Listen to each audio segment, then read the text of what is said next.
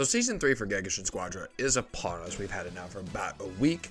Introducing the brand new characters, Super Vegito, showing off the brand new characters coming for the season, Bardock and Kefla, giving us new divine draws, and a new boss, which is actually very well welcome, with a balance patch. We got a new slew of, couldn't really kindly hardly call them buffs, but a slew of character adjustments to embrace what's coming into Season 3. So let's go ahead and hop in and talk about it. We have a few characters that we're going to be moving around based off of this balance patch, and we're going to go ahead and place Vegito. I'm going to give my initial thoughts of the season, however, really quickly. I'm not too crazy. I'm not too keen on the decisions for Season 3 right now, and the divine draws. Not too crazy about the new ones. I'm a kind of person that prefers to have strategic planning when I'm going into any like team fight scenarios or just trying to move in on the enemy when they're already doing something. So having that knowledge kind of taken from me just kind of hurts my perspective as a player. But I'm not going to harp on it too much. They do change the game up. They give you a bit of a different feel. I'm just not too keen on it myself. Hey, you got an update for your... But yeah, that's just how I feel about it right now. Let's go ahead and start adjusting the characters, and let's get to going. So we had a big list of characters. I think off the top of my head, I think it was 5 or 6 in total. I know all the characters, and we'll go through it as we go.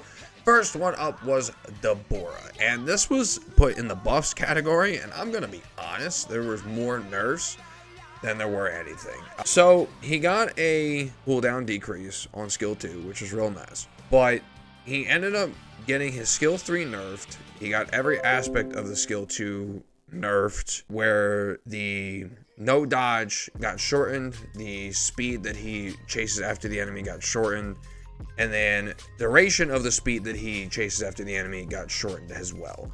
His demon gauge is also more difficult to fill up as it now increases slower. So it's kind of... Deborah was already a tricky character to play. Like his demon gauge, I do understand the decision behind wanting to slow it down and nerf the demon gauge, because it could fill up, it used to fill up relatively quickly, but that was kind of the whole aspect of Deborah. He doesn't do a lot of damage. He's meant to be a disruptor DPS with damage over time, and just like these quick KOs on heavier characters with this demon gauge. Now that identity is nearly stripped from him, because it is much more difficult to even do this on top of his subpar damage. And the new divine draw, the vanishing step, just completely, you cannot play Deborah if that divine draw is up. These nerfs really did hurt, and I do understand they're trying to find a nice fine line of making Deborah feel tuned. I think he was in a fine spot before.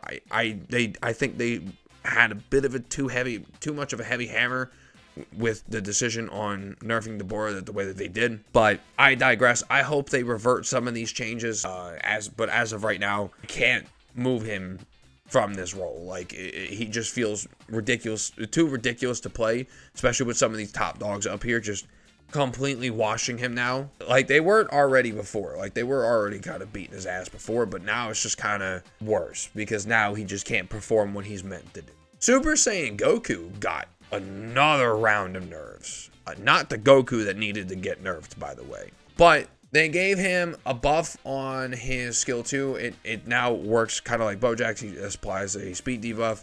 Like, he really just definitely feels like he's meant to be like Bojack. Just a close range Bojack. But a lot of it, the aspects, Kaiogen got gutted. Like, you now only get 1 charge of it at a time. You don't get the two charges anymore. Spirit Bomb got nerfed pretty hard. He's still a solid pick. Like, he's still a good character. You're still going to perform really well with Super Saiyan Goku. But yeah, he definitely got hit pretty hard. He's now a little bit more in line with some of the characters that are beside him. Like, he's not where he was at here before, where it's like he's definitely better than these characters, but he's a bit outclassed by up here. Now he just kind of fits in with the rest of the characters here. Gotenks kind of really hurts. I understand it. Ghost definitely did a bit more damage than they felt like they were supposed to. I don't think it needed the cooldown decrease, the cooldown nerf, personally. But I digress. It definitely does hurt a little bit. It's not going to move Gotenks is fine where he's at. He's still a good technical, like a great technical. Just, you got to pick and choose your ghost just a little bit better now. 18, I don't know what the hell they were thinking. I really don't. Because this character is now just worse Vegito. Like, they got rid of her silence, like, completely. I don't understand the decision to just reduce the drawbacks of it, like reduce how long it's active for. And now, like, yeah, she's got a little bit more burst damage than Vegito, but she's just worse than him in every single way. Like, literally every single way that you could think that 18 can even perform on the battlefield, Vegito just does it better because she lost the silence. Like, that was such an unnecessary removal. Like, I understand if you wanted to reduce it, sure, but removing it completely from her character was not the way. That you should not. I don't think they should have done that. Not many people were even picking 18 in the first place. I don't think anyone's really going to be picking her anymore. She's in dire need of an emergency change. Like, they need to give that, either need to give that back to her or just buff the rest of her kit, because I don't see any reason why anyone would pick her over Vegito. Like, I really don't. Trunks, yeah, sure, whatever, I guess.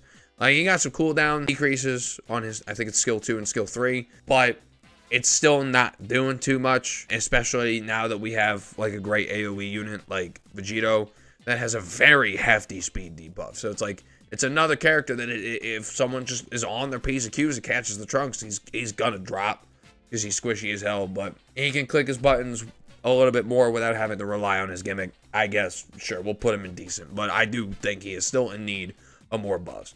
Goku did not need to catch that stray. There was no reason for that. I'm not going to move him. I don't think he's down here because, like, he's still a functionable character.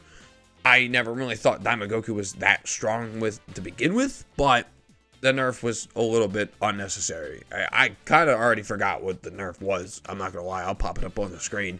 But, like, it was just, like, one line of text, and just, it was not needed. It quite frankly, really was not needed. And then Cooler was the last character that got adjusted. And they increased the time of the fire pillars on his skill 1, but decreased the continual damage. So it kind of just made it so it's where, like, if you sit in it for longer, you'll take it just about the same amount of damage. He's fine. Like, Cooler's just kind of chilling. He's going to stay in this slot right here.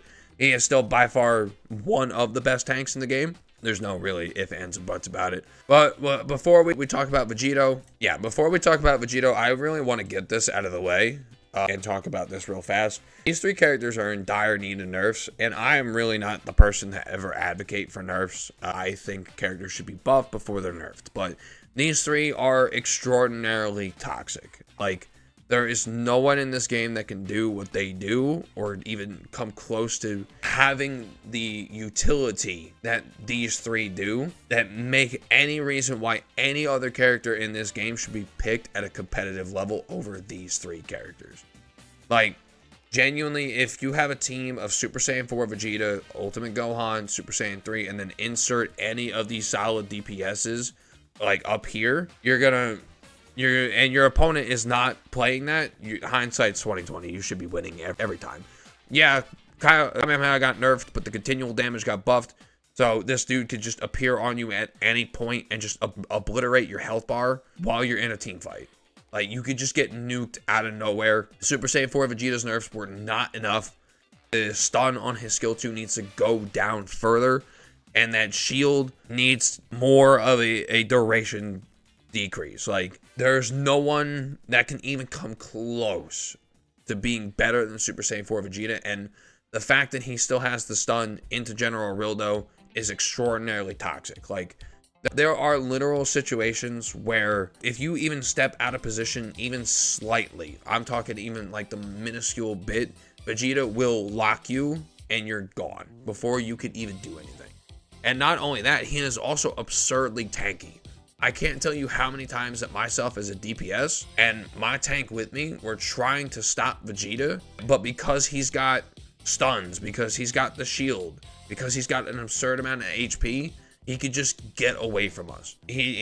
And then Gohan, yeah, I will admit he's a little bit more tuned than those two, but the amount of stuns that he has, you can get stun locked for 4 seconds straight and just get obliterated and annihilated out of nowhere. And the fact that his skill 2 goes through walls, like, he can use this at any point. It's got great range. Like, these three characters are definitely in dire need of nerfs. Like, I need them tuned more, because there's no reason in any competitive level why these three should not be being picked, unless someone's going for some, like, really insane team comp with, like, really good synergy on some of these characters.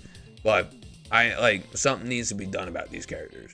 Now to end off the video, let's go and talk about Vegito. Vegito is a highly mobile AoE attacker who gets benefits off of landing his AoEs. So like, for example, I think it's a skill 2, the sword attack.